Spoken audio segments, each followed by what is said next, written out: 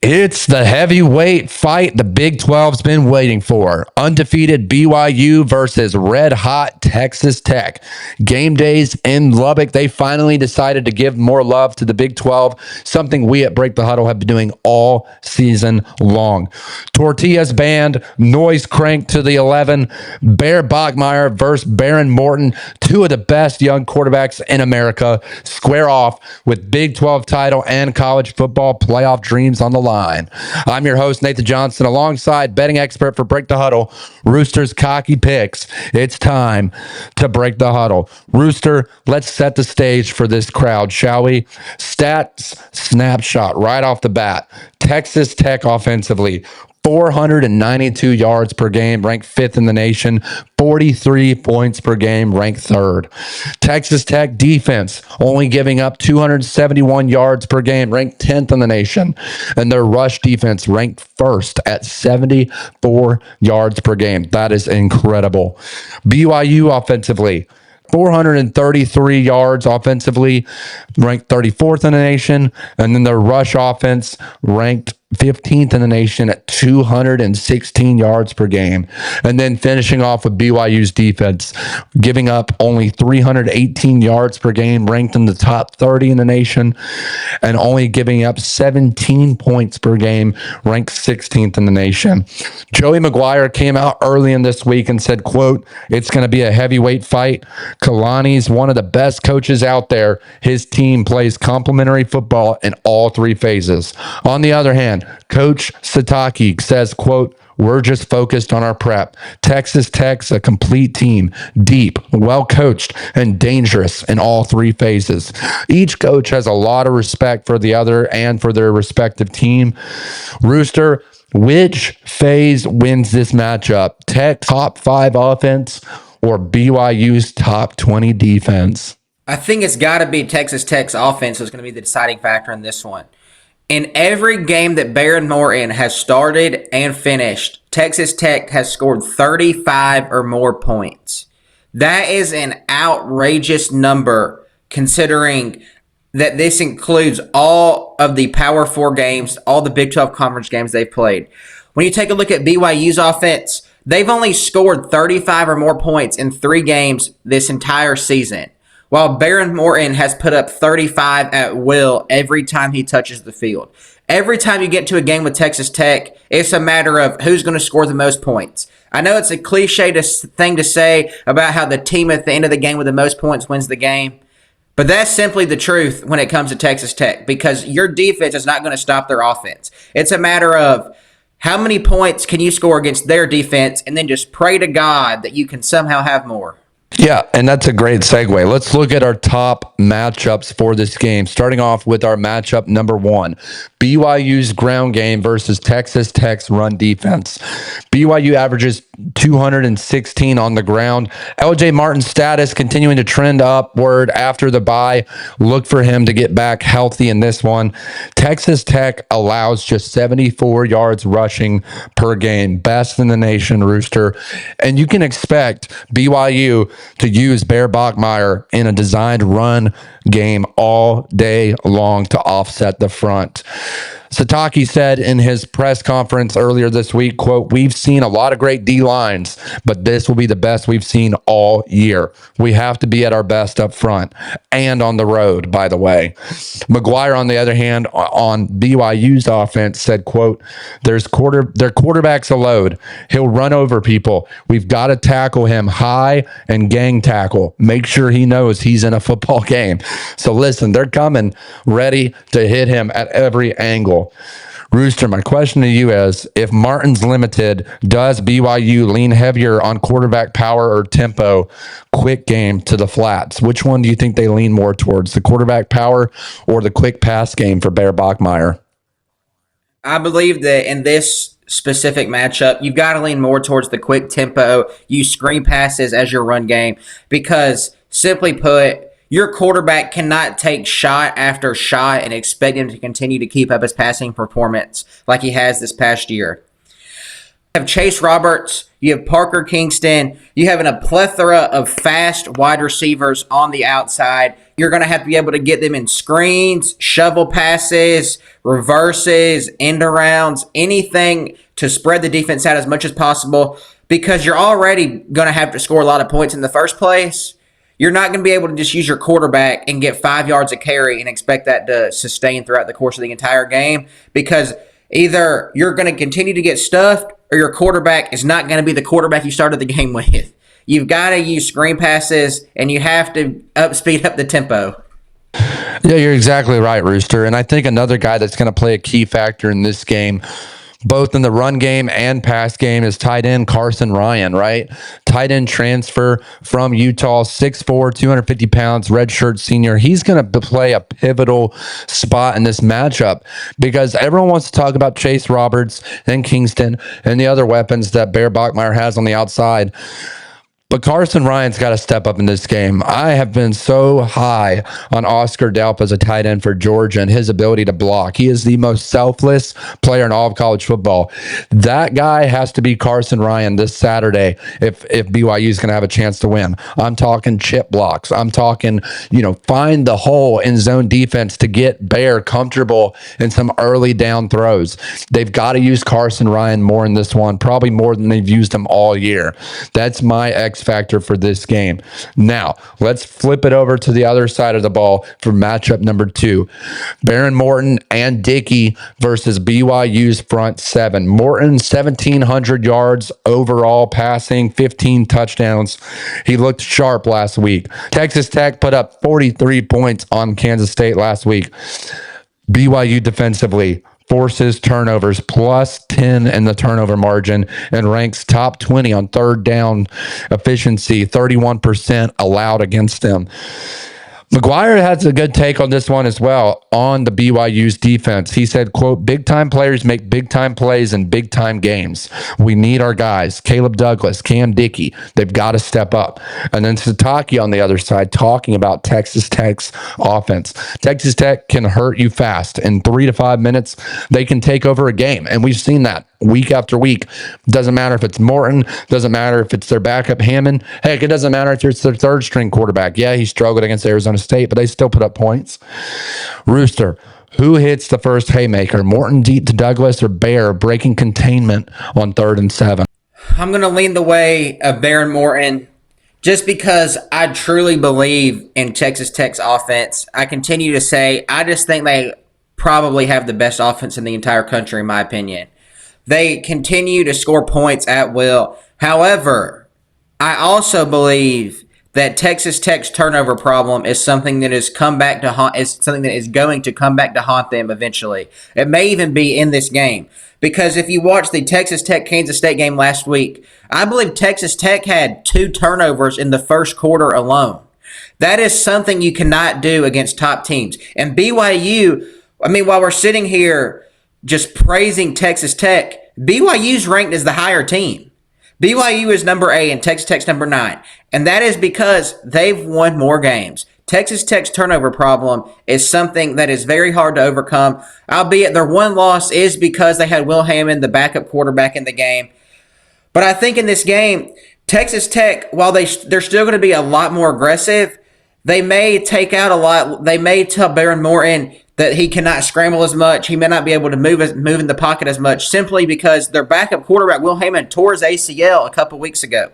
Texas Tech now is on their 3rd string quarterback as the backup. That is something that may come back to haunt Texas Tech. That and the turnover battle is something that is going to be very important to keep an eye on in this game. But if all things are being considered, I think Behren Morton is the key to Texas Tech winning this one. Yeah, and I got to say this too real quick, Rooster. Let's not act like Behren Morton was just playing lights out against Utah in the game that he got hurt in. He was playing very poorly before getting injured and taken out. It wasn't until Will Hammond came in where he just started lighting it up and ran away with that score. They beat him by, I think, 30 points or something crazy like that, 20-something points. But that's my thing is, we can talk about Behren Morton being this elite quarterback and everything. I'm very curious to see how he plays against an elite defense like BYU, and say what you want. BYU's got some guys up front, just like Texas Tech. They've got Lutui. I believe that's how you pronounce it. I'm going to be shredded in the comments for that one. They've got a lot of guys up front, and you know they're good because I can't pronounce any of their names. I just looked at their names. You can't pronounce any of them, but they're ranked very high. They're very explosive. And then even in the secondary, you got two very good safeties at the free safety, strong safety position. Corners are okay. They're not great, but they can still play ball. So we can't act like BYU doesn't have an elite defense. And I'm really surprised by this spread, Rooster. I know it's on the road in Lubbock, Texas, a very hostile environment. They'll be revealing the new Patrick Mahomes Texas Tech uniforms in this one. Also, BYU will be unveiling a new helmet in this matchup, too. A blue helmet with the old school BYU mascot logo. So very interested to see how the uniforms match up against each other as well in this one. Pretty exciting stuff. But I agree completely. Let's talk about hidden edges, turnovers, and third downs. I know we kind of talked about this briefly. Turnover margin in favor of BYU, plus 10, ranked 5th in the nation. Texas Tech not too far behind them, plus 8 at 10th. BYU time of possession is a big one in this one. 32 minutes per game versus Texas Tech, 29 minutes per game. Could swing field position. That's a big one to look out for.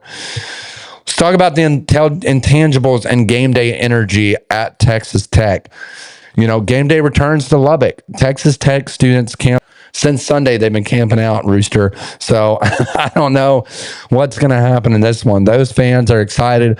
And look, this is another town that's kind of desolate. Even Uncle Buck, our rules expert, said, quote, "There's nothing to do in Lubbock." So everyone in that town will be at this game. No doubt in my mind. McGuire's message to the team said, quote, "Leave your tortillas at home.